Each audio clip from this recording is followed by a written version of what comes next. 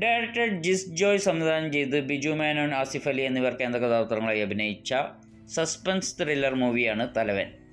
ഞാൻ ഈ സിനിമ കാണുന്നതിന് തൊട്ട് മുന്നേ ഈ ഫസ്റ്റത്തെ ഒരു റിവ്യൂ ആണ്, തിയേറ്റർ റിവ്യൂ കണ്ടിരുന്നത്. അത് ടെസ്സനോട് ഒരു ആൾ ചോദിച്ചപ്പോൾ ടെസ്സ പറഞ്ഞ മറുപടി ഇങ്ങനെയാണ്, മറ്റേ ടർബോക്ക് ഈ സിനിമ ഒരു വെല്ലുവിളിയാവും എന്ന രീതിയിലാണ് ടെസ്സയുടെ അഭിപ്രായം ഉണ്ടായിരുന്നത്.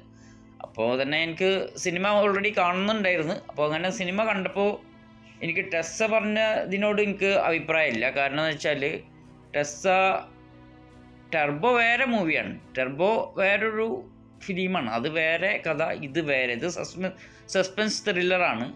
ആ സിനിമ എന്ന് പറഞ്ഞാൽ ഒരു ആക്ഷൻ മൂവിയാണ്, രണ്ടും രണ്ടാണ്. പക്ഷേ ഒന്നൊന്നിന് വെല്ലുവിളിയാവും എന്നുള്ള ഇതൊന്നും അഭിപ്രായമൊന്നും എനിക്കില്ല. പക്ഷേ ഈ സിനിമ സൂപ്പർ സിനിമയാണ്. സസ്പെൻസ് ത്രില്ലർ എന്ന് വെച്ചാൽ നല്ല അടിപൊളി സസ്പെൻസ് ത്രില്ലറാണ് ഈ മൂവി.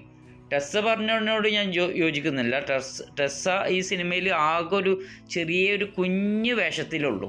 ആ ഒരു വേഷം എങ്ങനെയോ കനിഞ്ഞ് കിട്ടിയ ആ ഒരു ആവേശത്തിൻ്റെ പുറത്ത് പറഞ്ഞാന്ന് തോന്നുന്നു ടർബോനെ ഇത് വെല്ലുവിളിക്കുന്നത്.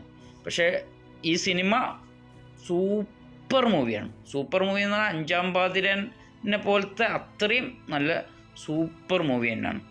ജിസ് ജോയ്ക്കൊരു കഴിവുണ്ട്. ജിസ് ജോയ് സംവിധാനം ചെയ്ത ഓരോ സിനിമയും ഒന്നിനൊന്ന് ബെറ്ററാണ്, എല്ലാ സിനിമയും. അപ്പോൾ അതുകൊണ്ട് തന്നെ ഈ സിനിമ എനിക്ക് ആദ്യമേ കാണുന്നൊരു തീരുമാനം ഉണ്ടായിരുന്നു.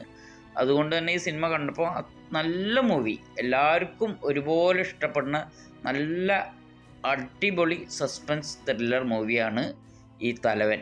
ഈ തലവനിൽ പറയുന്നതെന്ന് വെച്ചാൽ BGM സൂപ്പറായിരുന്നു, അടിപൊളി BGM ആണ്. പിന്നെ ആസിഫ് അലിൻ്റെ പെർഫോമൻസ് അടിപൊളിയുണ്ട്. അതുപോലെ ബിജു മേനോനും നന്നായിട്ടുണ്ട്. രണ്ടാളും ഒന്നിനൊന്ന് ബെറ്റർ ആയിട്ട് തന്നെ സിനിമയിൽ അഭിനയിച്ചിട്ടുണ്ട്. പിന്നെ ഓരോ കഥാപാത്രങ്ങളും വളരെ നന്നായിട്ട് തന്നെ ഇതിൽ ചെയ്തിട്ടുണ്ട്.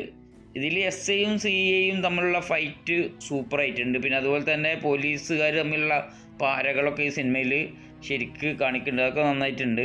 പിന്നെ ഈ സിനിമേൻ്റെ ഒരു സ്റ്റോറി എന്ന് പറഞ്ഞാൽ ഈ CIയുടെ വീടിൻ്റെ ടെറസിൽ നിന്ന് ഒരു പെണ്ണിൻ്റെ ശവം കിടക്കുന്നു. അതിനോടനുസരിച്ച് CIനെ അറസ്റ്റ് ചെയ്യണം. അതിനോടനുബന്ധിച്ച് കേസാണ് ഇങ്ങനെ മുന്നോട്ട് പോണത്. എന്താണ് എങ്ങനെയാണെന്ന് പറഞ്ഞിട്ട് ഇങ്ങനെ മുന്നോട്ട് പോകുന്നത്. അതന്നെ എൻഡ് വരെ നമ്മളെ ത്രില്ലടിപ്പിച്ചുകൊണ്ടിരിക്കും. ഓരോ സീനും നമ്മളെ എന്താണെന്ന് അടിപൊളിയായിട്ട് എൻഡ് വരെ അതിങ്ങനെ നമ്മൾക്ക് പലരും സംശയം തോന്നും, കൺക്ലൂഷൻ വരും. പക്ഷേ അതിൻ്റെ ക്ലൈമാക്സ് സൂപ്പറായിട്ടുണ്ട്. നമ്മളെ സംവിധായകൻ എല്ലാ സിനിമയും പോലെ ഇതും സെക്കൻഡ് പാർട്ടിലേക്ക് കൊണ്ടുപോയിട്ടുണ്ട്. ഇതിനൊരു സെക്കൻഡ് പാർട്ട് വരുന്നുണ്ട്.